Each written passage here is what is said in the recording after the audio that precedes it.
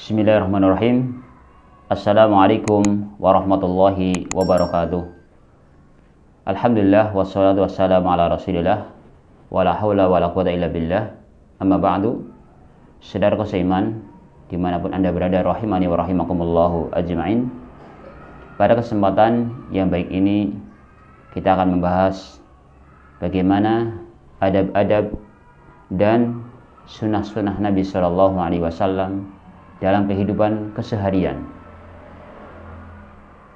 Pada kesempatan yang baik ini kita akan bahas tentang adab ketika tidur dan sebelum dan setelahnya. Karena ini bagian daripada kehidupan manusia. Ada tidur, ada buang hajat, kemudian ada ibadah-ibadah yang lainnya. Tentunya kita berusaha mengikuti sunnah Nabi Shallallahu Alaihi Wasallam. Karena Allah berfirman, laqad kana lakum fi rasulillahi uswatun hasanah. Sungguh telah ada pada diri Rasulullah SAW adalah suri teladan yang baik. Kita masuk pada pembahasan yang pertama, yaitu adab ketika istiqol, yaitu ketika bangun dari tidurnya. Yang pertama adalah zikrullah indal istiqol, zikir kepada Allah Subhanahu wa taala ketika kita bangun dari tidurnya. Ketika orang mau tidur, tentunya dia zikir terlebih dahulu. Kemudian setelah tidur, dia zikir juga kepada Allah Subhanahu wa taala. Ingat kepada Allah Subhanahu wa taala.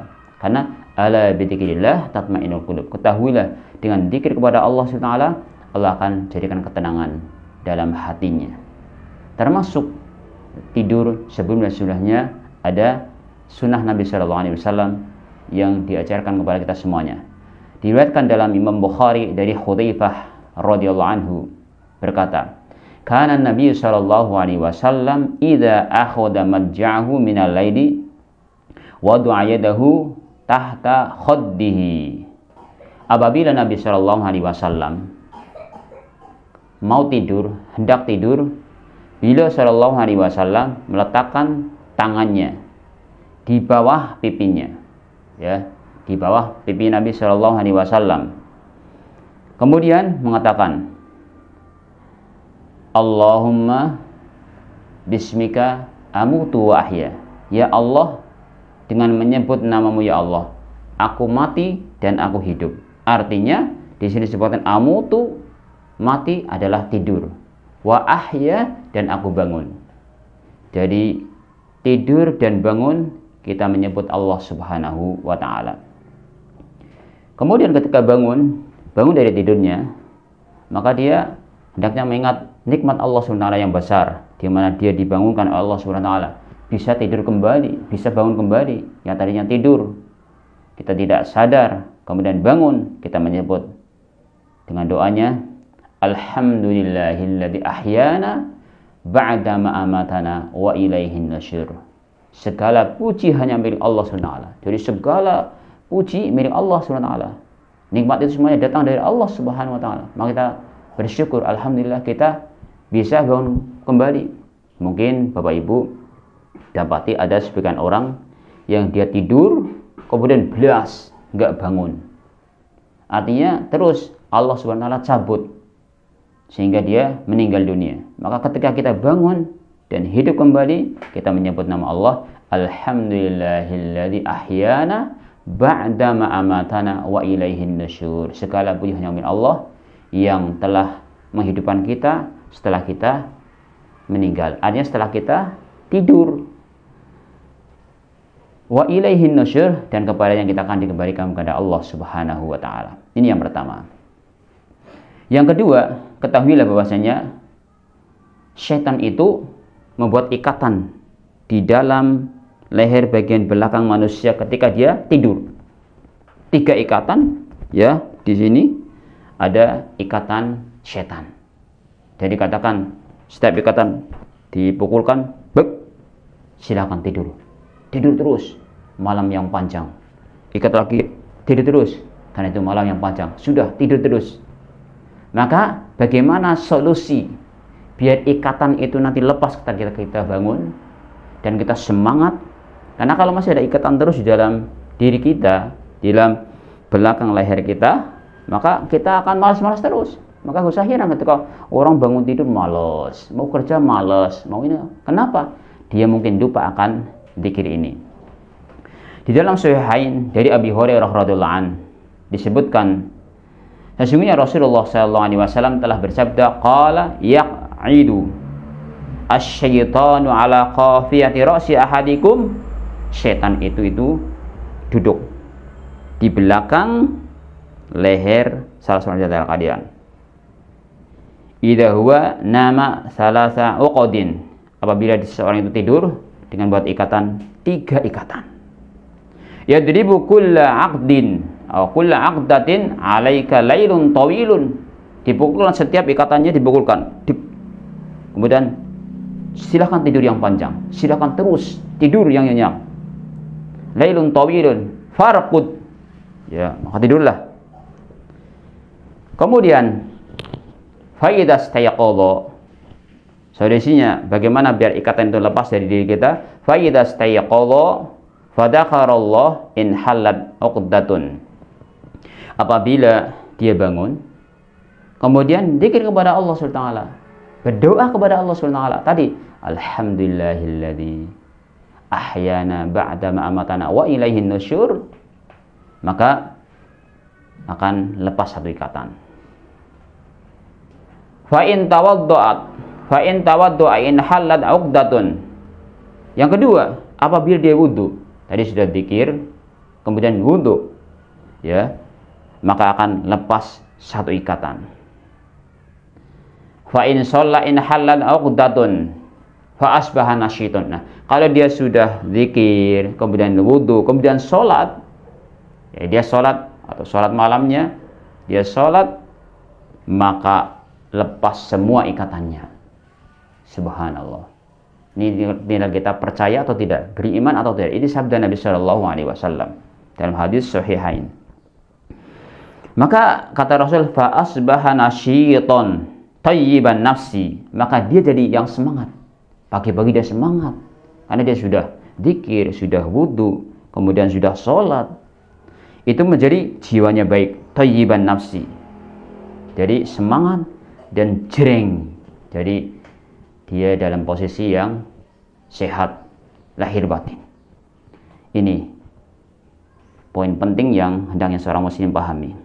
Kalau tidak, wa illa asbah khabithan nafsi kaslan. Kalau tidak, bangun tidur dia tidak zikir, bangun tidur tidak wudu, bangun tidur dia tidak sholat, maka yang terjadi apa? Sudah kondisinya lesah, kondisinya malas, kemudian jiwa pun tidak bagus, sehingga dia hidup diawali dengan kemalasan. Maka agama Islam yang mulia ini mengajarkan kepada kita bagaimana biar kita mendapatkan barokah dari Allah Subhanahu wa taala. Ini yang kedua, kita pahami bahwasanya untuk melepaskan ikatan ini dengan cara zikir, wudu, dan sholat. Yang ketiga, termasuk etika dan adab sunnah Nabi Sallallahu Alaihi Wasallam terkait masalah tidur ini. Setelah bangun tidur, ya, hendaknya dia menggunakan siwaknya atau gosok gigi, membersihkan giginya. Tujuannya apa? Biar lebih jreng, biar wangi, biar bersih. Inilah Islam mengajarkan kepada kita kebersihan. Dalilnya dalam Sahihain dari Hudzaifah radhiyallahu anhu berkata, qala kana Nabi sallallahu alaihi wasallam, adalah Nabi sallallahu alaihi wasallam, idza qama minal lail, apabila bangun dari malamnya, yashushu fahu bisiwak, beliau membersihkan giginya dengan siwak.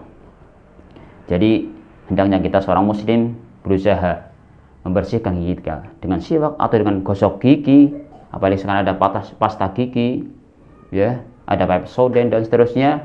Itu dalam rangka membantu biar lebih bersih gigi kita. Dan ajaran Islam begitu indah. Maka ini kode etik ketika seseorang bangun tidur, insya Allah akan lebih manfaat.